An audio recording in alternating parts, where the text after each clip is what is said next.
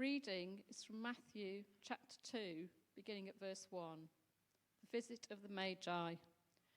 After Jesus was born in Bethlehem in Judea, during the time of King Herod, Magi from the east came to Jerusalem and asked, "Where is the one who has been born King of the Jews? We saw his star in the east and have come to worship him."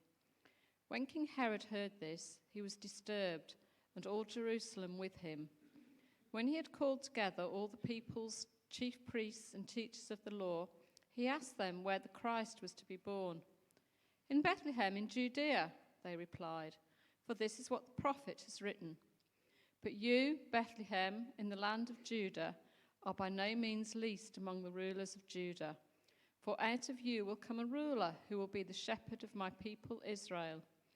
Then Herod called the Magi secretly and found out from them the exact time the star had appeared. He sent them to Bethlehem and said, "Go and make a careful search for the child. As soon as you find him, report to me, so that I too may go and worship him." After they had heard the king, they went on their way, and the star they had seen in the east went ahead of them until it stopped over the place where the child was. When they saw the star, they were overjoyed. On coming to the house, they saw the child with his mother Mary, and they bowed down and worshipped him. Then they opened their treasures and presented him with gifts of gold and of incense and of myrrh. And having been warned in a dream not to go back to Herod, they returned to their country by another route. Good morning, everybody. And can I also offer my Happy New Year to you as well? I know lots of people have said it already, but I also want to wish you a very Happy New Year. For those of you that have joined us for the last few weeks will know that we've been following a series about worship and thinking about what it means to worship. Some of those topics that we've looked at have been things like worship as a lifestyle choice, worship in a broken world, worship at the cross of freedom, worship as an outpouring of love. You might remember some of those sermons that we've had recently. But as we stand at this beginning, at this new beginning of a new year, you might be wondering what 2023 holds for you. Maybe this morning you actually are a bit fearful about 2023. Maybe you're quite excited about 2023 and all the possibilities that it brings. Something that you're anticipating to be happening this year. And so, the sermon title for this morning that I was given was To Worship the King of Kings. And what better place to start at the beginning of a new year than with worshipping the King of Kings.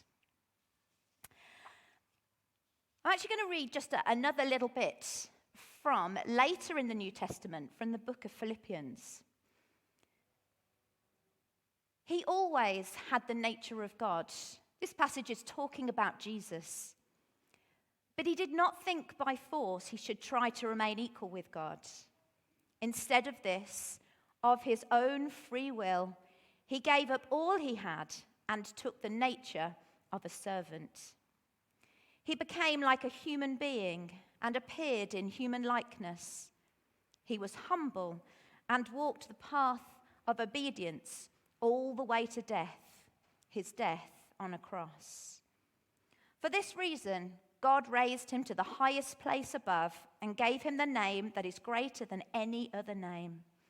And so in honor of the name of Jesus, all beings in heaven, on earth, and in the world below will fall on their knees, and all will openly proclaim that Jesus Christ is Lord, to the glory of God the Father.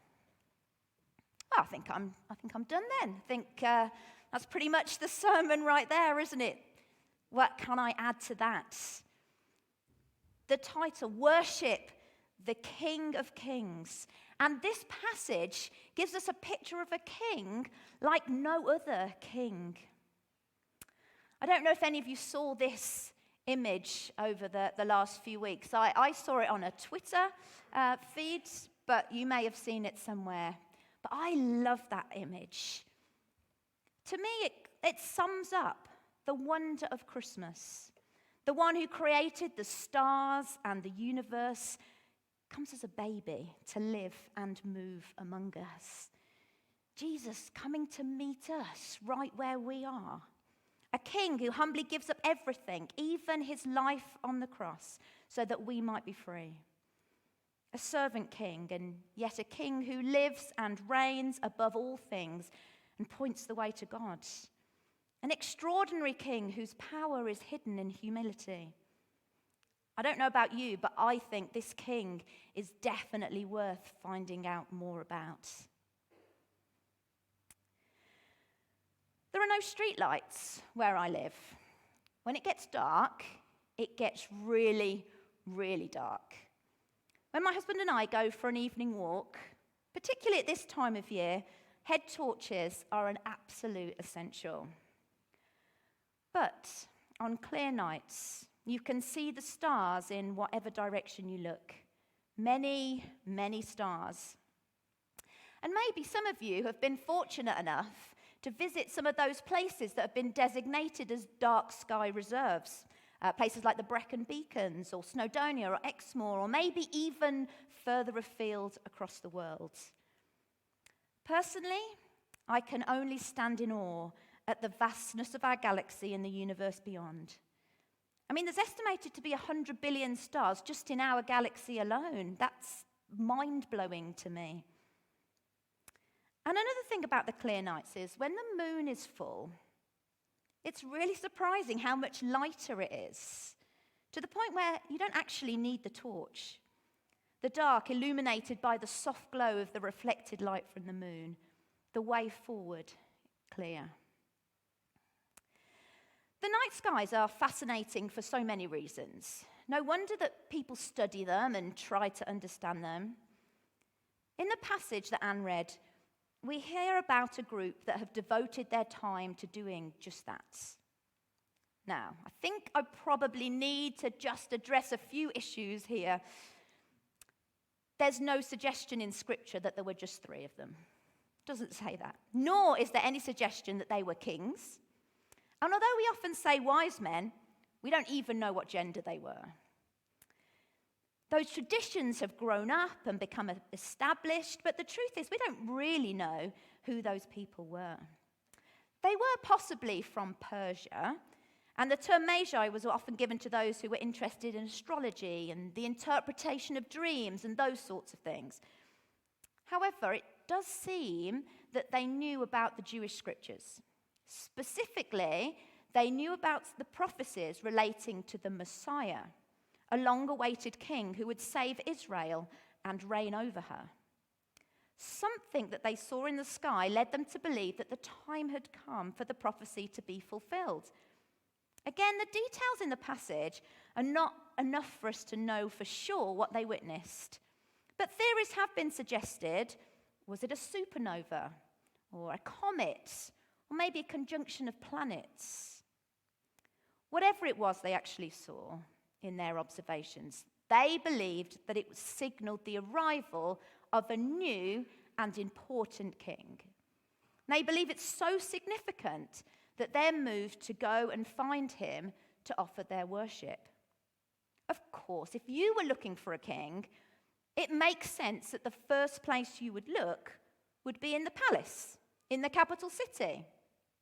And so the convoy arrives in Jerusalem and the courts of Herod. I'm just going to give you a little bit of background about Herod. Herod ruled over the Jews in Jerusalem, but he was there because he'd clawed his way to the top during some Roman political unrest.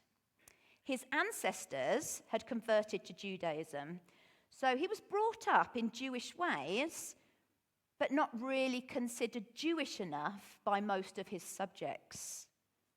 The King of Jews by name, but not fully accepted as their legitimate king. Herod was not a particularly nice guy by all accounts. He was pretty ruthless in dealing with anyone who he considered to be a threat, even getting rid of the members of his own family that he considered to be potential rivals. He knew that his position was fragile, and his fear was that he would lose power and control and status, and those things mattered to him. The announcement by the Magi troubled him. In fact, the passage tells us it disturbed him, deeply disturbed him. But why? What difference could a baby make to someone as powerful as him? It most likely caused him to worry that forces may rise up to overthrow him and to replace him with a king that came from the true line of the anticipated Messiah. He was not going to submit to the authority of a rival. He's not going to bow to somebody else. And so here we have the first of 3 different responses to Jesus that we see in this passage. Active resistance. Herod, terrified of losing power and control, does what he can to protect his position.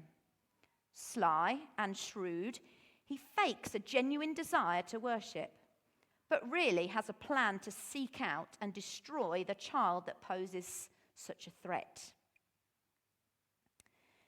Now, knowingly or unknowingly, our human nature likes to be in control. We do not like the thought of others telling us what to do. We like our world to be just the way we like it to be. In Jesus, we see a king whose kingdom values call us to put the needs of others first, putting aside our own wants and serving others with humility. Jesus challenges us to live differently. Jesus will unsettle our personal goals and routines in order to bring about his good plans and purposes. And for some, that's too much.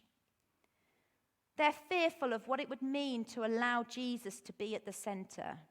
And so the response is to actively resist him by closing their minds and hearts to the life-changing message that he offers, rejecting his message of love and acceptance, of forgiveness and freedom.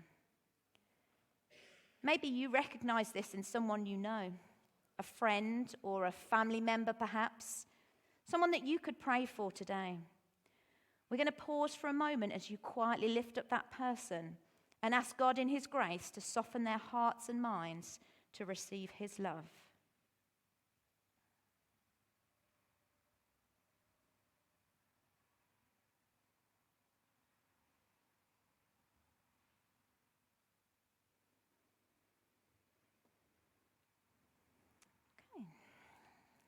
Now, there's a second group of people that we meet in the palace of Herod, and they are the chief priests and teachers of the law.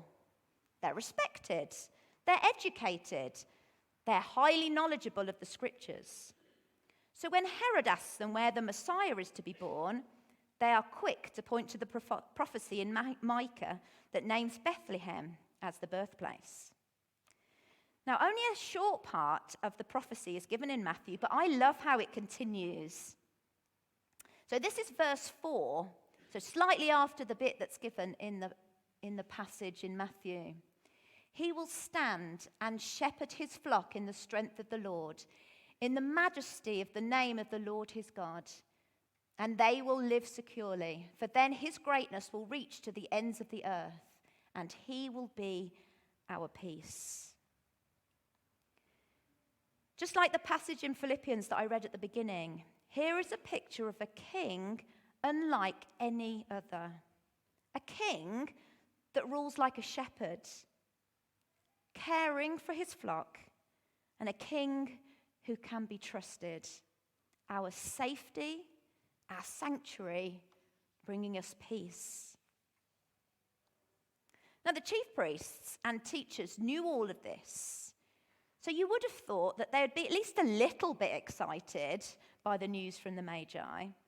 The possibility that the news meant the long-expected Messiah had arrived, the Messiah who would restore Israel, it should have filled them with expectant hope and joy. But it would seem not.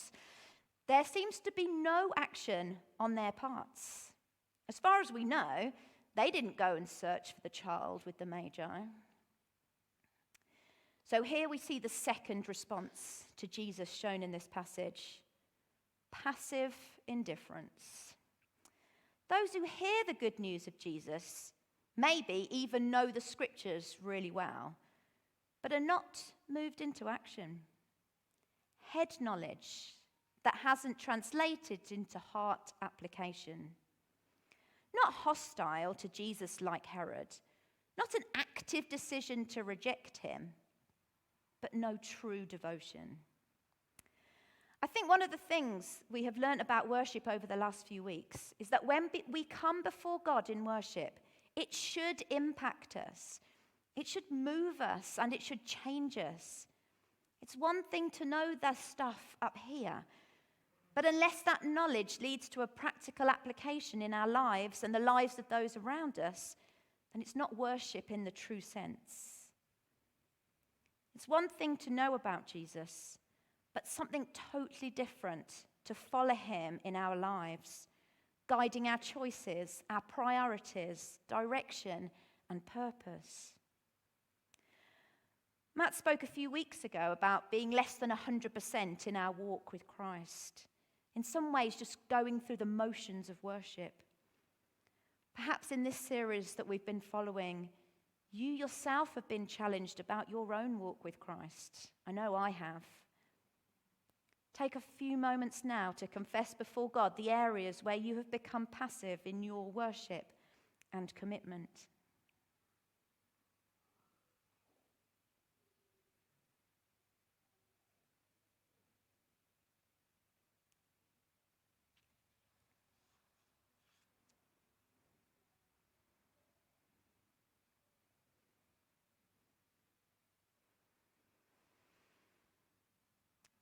I'm not sure if any of you saw the advert for Boots in the last few weeks. I wasn't sure whether I was allowed to actually show it, so I didn't. You might just have to imagine it, or maybe if you've been into Boots recently, you may have seen their campaign this year was around the slogan, "Joy for All."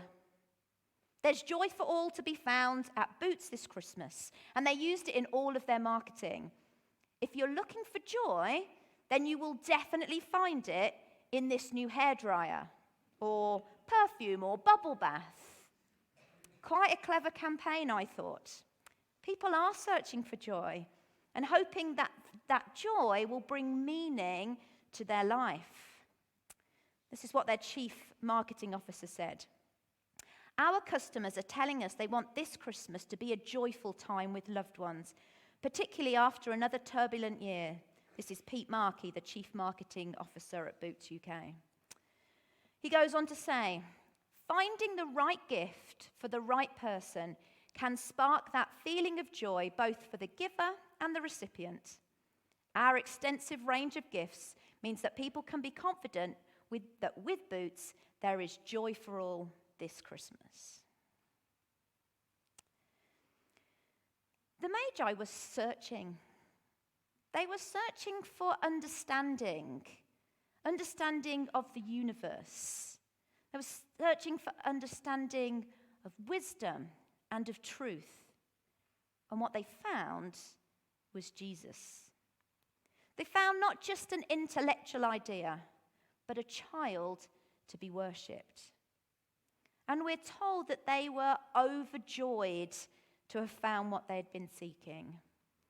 Finding the king they were searching for brought them such joy that their response was to bow in worship, offering gifts. Their response was the complete opposite of Herod's. Herod was not prepared to bow before anyone else, but the Magi could do nothing else but fall down in worship of the child. Their hearts full of joy, anticipation, excitement, expectancy. I think the worship of the wise men should really challenge us. Do we come to worship with that same expectancy of meeting with the King? Boots can offer joy for all this Christmas, but the greatest joy in all of our lives is in finding, following, and fulfilling the will of God. And the greatest joy of doing that is when the will of God leads you to Jesus. God led the Magi to find Jesus through their study of the stars, but he's still leading and guiding us today. In Jeremiah 29, verse 14, it says, "You will seek me and find me when you seek me with all your heart." That's the NIV version. In the Message, it says, "When you come looking for me, you'll find me." Yes, when you get serious about finding me and want it more than anything else, I'll make sure you won't be disappointed. And so this is the third response to Jesus: joyful surrender. Those who don't just study the scriptures, but seek God in the midst of them. Those who seek to be part of God's kingdom work here on earth, who are sensitive to the leading of the Spirit and obedient when he speaks. Those who are willing to submit to the plans of a good and gracious God who sees the bigger picture. Those who lay down their lives in worship, using their gifts, their talents, and their resources in his service. If I acknowledge the fact that Christ is truly the one who is born to be king, is his kingdom fully established in my life? Is he ruling over my life, or am I still trying to rule my own life? Does Jesus have everything in my life at his disposal? Or am I still holding on to some things and refusing to surrender every part of my life to him? At this time of year, we often sing about offering our whole selves to God.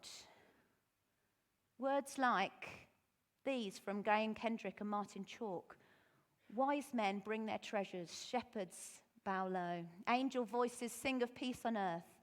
What have I to offer to heaven's king?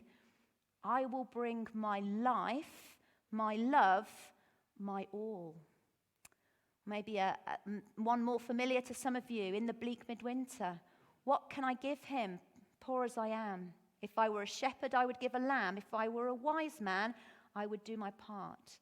But what I give him my heart." Easy to sing some of those words, maybe. But as we sang earlier in the service, our worship needs to be so much more than just a song.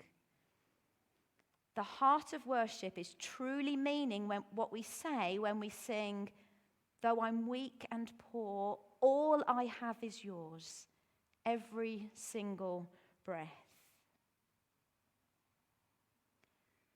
This is what it means to worship the King of Kings, who is the giver of true life. When we offer him our lives, that releases genuine joy that we cannot find anywhere else but at the feet of Jesus. As we come to the end of the Christmas season and stand at the beginning of a new year, let us, with joy and love, bring our true worship to Jesus. Over Christmas, we've celebrated that Jesus was the greatest gift, but he's no longer a baby, no longer a child, but the great, almighty King of Kings and Lord of Lords, who deserves only the very best that we can give.